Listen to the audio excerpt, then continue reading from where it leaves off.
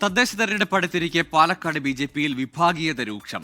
നഗരസഭാ അധ്യക്ഷയെയും ഉപാധ്യക്ഷനെയും അറിയിക്കാതെ സംസ്ഥാന വൈസ് പ്രസിഡന്റ് സി കൃഷ്ണകുമാറിന്റെ നേതൃത്വത്തിൽ വിവിധ പദ്ധതികൾ ഉദ്ഘാടനം ചെയ്തു. ഇതിനെതിരെ ബി.ജെ.പി സംസ്ഥാന പ്രസിഡന്റിന് നഗരസഭാ ചെയർപേഴ്സൺ പ്രമീള ശശിധരൻ പരാതി നൽകി.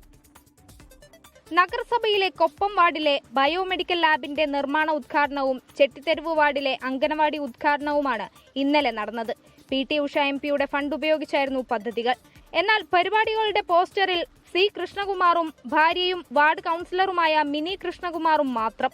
പരിപാടിക്കെത്തിയപ്പോഴും അതേ സ്ഥിതി. ഇതോടെയാണ് വിമർശനങ്ങൾ ഉയർന്നത്. നഗരസഭയുടെ പരിപാടികളിൽ നിന്ന് ഒഴിവാക്കുന്നതായി ചൂണ്ടിക്കാട്ടി നഗരസഭാ അധ്യക്ഷ പ്രമീള ശശിധരൻ സംസ്ഥാന വൈസ് പ്രസിഡന്റ് സി കൃഷ്ണകുമാറിനെതിരെ ബി.ജെ.പി സംസ്ഥാന അധ്യക്ഷന് പരാതി നൽകി.